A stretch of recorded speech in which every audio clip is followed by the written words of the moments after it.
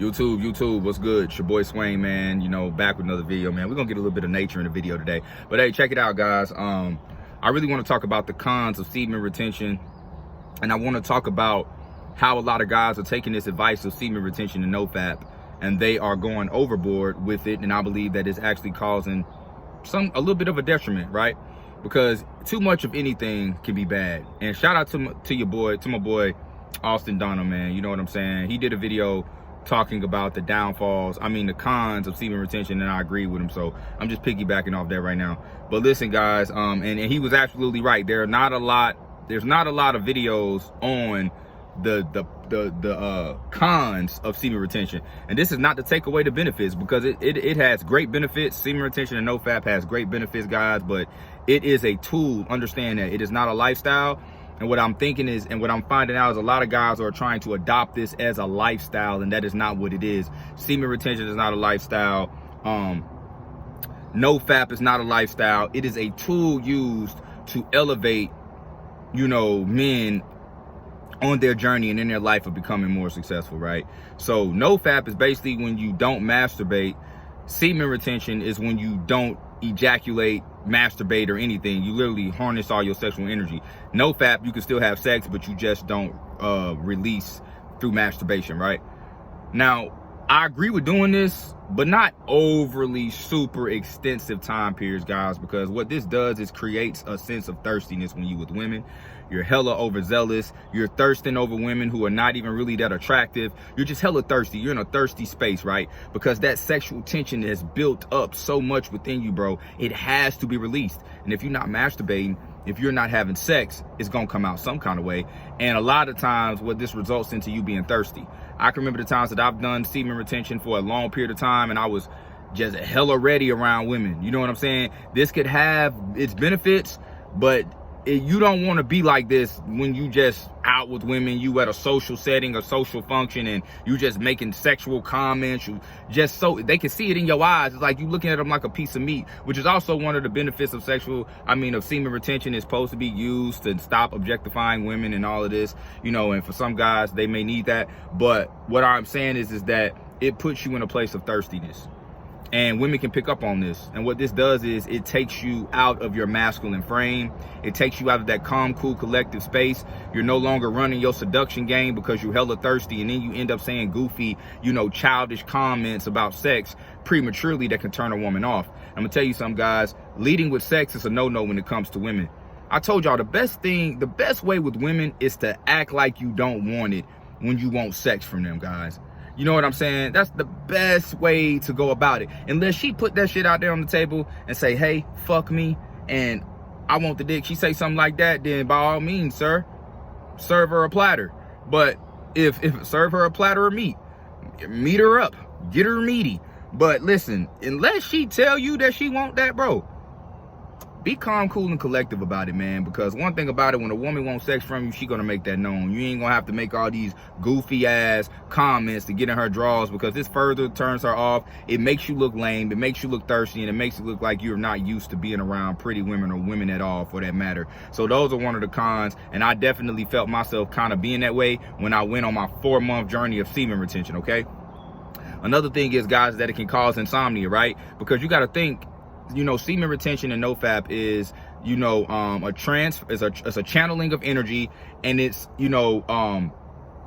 retaining and keeping that sexual energy in and using it for other things, which is channeling, right? So basically, when you got this energy in you, you haven't released it, you're gonna find yourself a lot of nights not being able to sleep. And it's good for the day, like I say in the earlier part of the day, because you got a lot of energy. You can wake up early and work out, whatever it is, your purpose, your grind, you can be more creative with that. You can work on that, because you're definitely more creative when you harness your sexual energy. But a downfall is that at nighttime, bro, you can't sleep.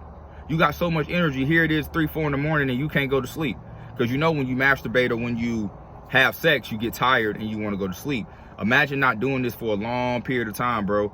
And there's things you can do. You could listen to soft music before you go to bed, listen to a podcast, listen to some binaural beats, take some melatonin that can aid with you being able to sleep. But from my experience, nofap for a long period of time and semen retention for a long period of time definitely caused me to have insomnia. Another downfall, or I would say a con, to semen retention and nofap, guys, is not being able to perform when you do have sex with a woman, because you're going to be so overzealous, you're going to be so excited, you're going to come hella fast, bro. And you know, what's the point of building yourself up and becoming really successful and being this ideal guy? Then you get with a woman, you can't even perform, you can't even please her sexually. You know what I'm saying? So the thing that I don't like about the extensive periods of nofap and semen retention is that it adds no balance, guys. And when you don't have balance, something falls off, something lacks, right? So when you go these periods of times and it's time for you to finally perform with a female, you ain't gonna be able to get up. In some cases, you may not even be able to get up because that awkwardness and that anxiety will start to kick in. You know what I'm saying? Because even though you get, you know, I think performance anxiety through watching porn, you also can get performance anxiety from not having sex for a long time, because now you're like, damn, I ain't done this in a while, you know, shit, am I gonna be able to stay hard, or am I gonna be able to not bust fast? You're gonna have so many things you worried about. So what I say, guys, is balance with everything. You know, I do think that semen retention and nofap has its place in life. Let's just say you got a business plan or something you want to get together, or you want to come to fruition, go a period of time with channeling that sexual energy towards that goal. But you know, you don't want to overdo it, because guys, you got to have a balance.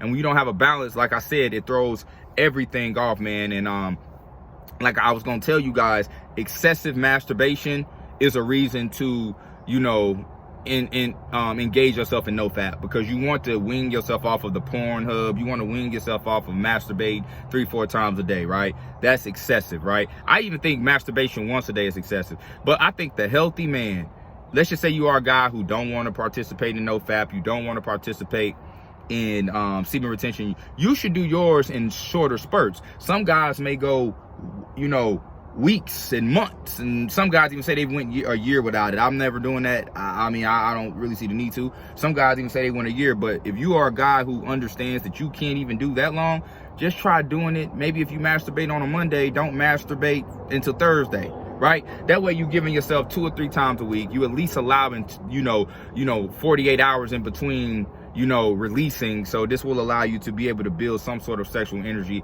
which will allow you to be more creative and have more mental clarity, guys. You know what I'm saying? So I think that's pretty much it. I can't really think of nothing else that I think is a downfall to semen retention, but I definitely know it will cause you to be very thirsty with women and can possibly cause insomnia, guys.